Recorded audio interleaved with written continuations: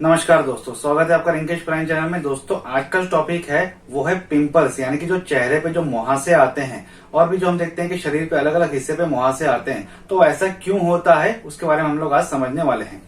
कल के वीडियो में मैंने आपको बताया कि एक सेबेशियस ग्लैंड जो होती है, जो कि एक प्रकार का ऑयल यानी कि सीबम जो है वो हमारे स्किन के ऊपर रिलीज करती है, जिसका काम रहता है कि हमारी स्किन को मॉइस्ट रखना, यूवी रेडिएशन से बचाना, माइक्रो ऑर्गेनिज्म, बैक्टीरिया, वायरसेस, इन सब से हमें एक प्रकार का प्रोटेक्शन देना। तो होता क्या है कि मैंने आपको जैसे पहले ही बताया है कुछ वीडियोस में, जो स्किन का भी हम टॉपिक ले रहे हैं कि जो स्किन है वो 3 लेयर में डिवाइडेड है, एपिडर्मिस, डर्मिस और हाइपोडर्मिस में। तो जो डर्मिस लेयर रहती है उसी में जो देखते हैं हम लोग कि सिबेशियस ग्लैंड रहता है, हेयर फोलाइकल रहता है। हेयर फोलाइकल यानी कि जो बाल हमारे स्किन के ऊपर रहते हैं उसकी जो जड़ जो है वो कहने के लिए वहां रहती है। और यहाँ पे एक टाइनी पोर्स रहता है, जो टाइनी पोर्स के थ्रू ही ये जो सिबेशियस ग्लैंड है उसकी एक ओपनिंग रहती है, जो अपना सीबम यानी कि जो ऑयल लाइक जो सब्सटेंस है वो रिलीज करती है। अब होता क्या है, जब पिंपल्स की हम लोग बात करते हैं तो किशोर अवस्था में, यानी कि जब हम लोग देखते हैं कि टीनेजर एज में जो है ज्यादातर मुहासे हमें देखने को मिलते हैं, चाहे बॉडी पे हो या फिर चेहरे पे ज्यादा हो। तो ये होता क्यों है? क्योंकि जब टीनेजर एज आती है, जब युवा अवस्था आती है, जब हमारे बॉडी में हार्मोनल चेंजेस होते हैं, खास करके जो सेक्सुअल हार्मोनल चेंजेस होते हैं, जैसे कि टेस्टोस्टेरोन पुरुषों में, ईस्ट्रोजन जो है वो स्त्रियों में, तो ये जो चेंजेस होते हैं उसकी वजह से क्या होता है, उस हार्मोनल इंक्रीज की वजह से तो ये जो सिबेशियस ग्लैंड है वो सीबम यानी कि जो ऑयली सब्सटेंस है वो उसकी जो मात्रा रहती है रिलीज करने की वो बढ़ जाती है। वो ज्यादातर जो है उसके लेयर जितना नॉर्मल लेवल में रिलीज करना चाहिए वो उससे ज्यादा जो है वो रिलीज करना शुरू कर देता है। अब होता क्या है कि ये जो पोर्स है, यहाँ पे जो ये दिखा है, ये जो ओपनिंग है, ये जो ओपनिंग रहती है ये अगर क्लॉग हो जाती है, ये अगर ब्लॉक हो जाती है किसी कारण की वजह से, उसकी वजह से क्या होता है कि ये जो सीबम रहता है, जो सिबेशियस ग्लैंड से निकल रहा है, वो वहां पे क्लॉग हो जाता है और एक प्रकार का जो हम देखते हैं कि जो पस जैसा स्ट्रक्चर जो है वो बना लेता है।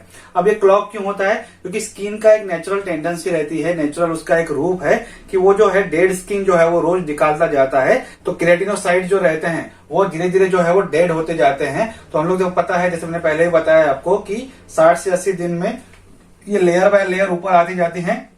हर महीने 2 महीने में डेड स्किन जो है ऊपर आती है, जो कि वॉश आउट हो जाती है, निकल जाती है हमारी स्किन से। ड्यू टू सम रीजन अगर वो वॉश प्रॉपर तरीके से नहीं होती हैं या फिर निकलती नहीं है हमारी स्किन से, तो होता क्या है कि वो यहाँ पे क्लॉग बना लेती है, मतलब जो ओपनिंग है वहां पे वो डेड सेल चिपक जाती है, रुक जाती है, जिसकी वजह से जो सीबम है वो बाहर नहीं निकल पाता है। तो उसकी जगह पे एक क्लॉग, एक बंद जो है वो एक प्रकार का पस जैसा जो है वो वहां पे बन जाता है। तो उसे जो हम लोग सिंपल भाषा में पिंपल्स कहते हैं। अब पिंपल्स को 3 तरह के से कैटेगराइज किया गया है, एक है व्हाइट हेड, एक है ब्लैक हेड, और इसको खास करके जिसे जो इन्फ्लेम जैसे रेड कलर का जो रहता है, जिसे हम लोग पिंपल्स के नाम से जानते हैं, तो वो कैसा रहता है। तो शुरुआत इसे व्हाइट हेड, ब्लैक हेड्स और फाइनली वो पिंपल्स पे जाती है। तो इसको क्या कहा जाता है कि जब ये जो व्हाइट हेड है, मतलब जो पस यहाँ पे, ये जो सीबम यहाँ पे क्लॉग हो गया और जो डेड स्किन यहाँ पे है तो ये क्लॉग हो गया, मतलब वो सीबम बाहर नहीं जा पाएगा।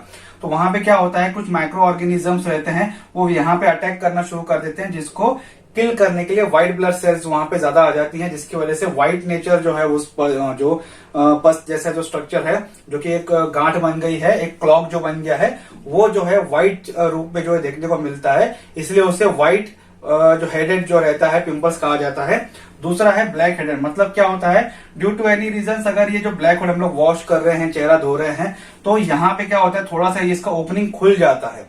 जो व्हाइट हेडेड है ना, उसका थोड़ा सा ओपनिंग खुल जाता है। उसमें क्या होता है कि हवा है, धूल है, प्रदूषण है, तो वो जो डर्ट है वो वहां पे ओपनिंग पे जमा हो जाता है और एक लेयर बना लेता है ब्लैक कलर की, इसलिए इसे ब्लैक हेडेड जो है ये क्लॉग जो है वो कहा जाता है या फिर पिंपल्स कहा जाता है। अब होता क्या है, जैसे जैसे यहाँ पे इन्फेक्शन और बढ़ता जाता है और बढ़ता जाता है, तो ये क्या हो जाता है, पूरा सूज जाता है, कि इन्फ्लेम हो जाता है और यहाँ पे एक रेडिशनेस एक आ जाती है। वहां पे ज्यादा हम देखते हैं कि एंटीबायोटिक्स और माइक्रो ऑर्गेनिजम्स के अटैक की वजह से काफी ज्यादा एक इन्फ्लामेशन आ जाता है और उसके अंदर काफी मात्रा में जो है पस जो है वो जमा हो जाता है, जिससे हम लोग पिंपल्स के नाम से जानते हैं या फिर मुहासे के नाम से जो है वो जानते हैं। तो इस तरीके से जो है वो पिंपल्स जो है वो एक चेहरे पे या फिर बॉडी के अलग अलग हिस्से पे होते हैं। अब एक और सवाल है कि चेहरे पे ज्यादातर मुहासे देखने को क्यों मिलते हैं? क्योंकि स्किन जो रहती है चेहरे की, वहां पे जो सिबेशियस ग्लैंड रहते हैं वो ज्यादा प्रमाण में रहते हैं, उनकी साइज ज्यादा बड़ी रहती है और ज्यादा प्रमाण में वो सीबम जो है वो रिलीज करते हैं।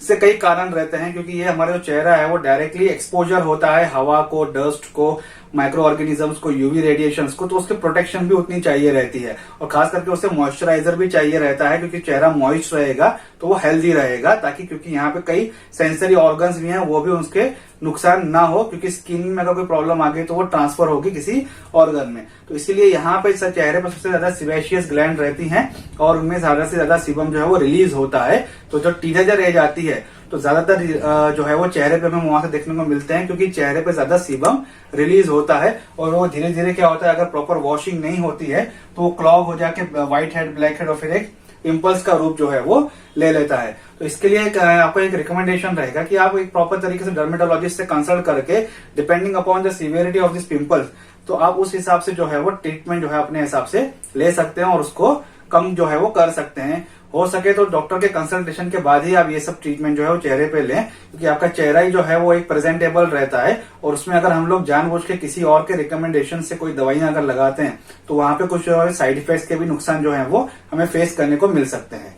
दोस्तों, आज के सिंपल टॉपिक में मैंने ये समझाने की कोशिश की आपको कि पिंपल्स क्या होते हैं और किस तरीके से वो हमारे चेहरे पे आते हैं। तो आज का टॉपिक यहीं तक था। आई होप आपको आज का वीडियो अच्छा लगा होगा।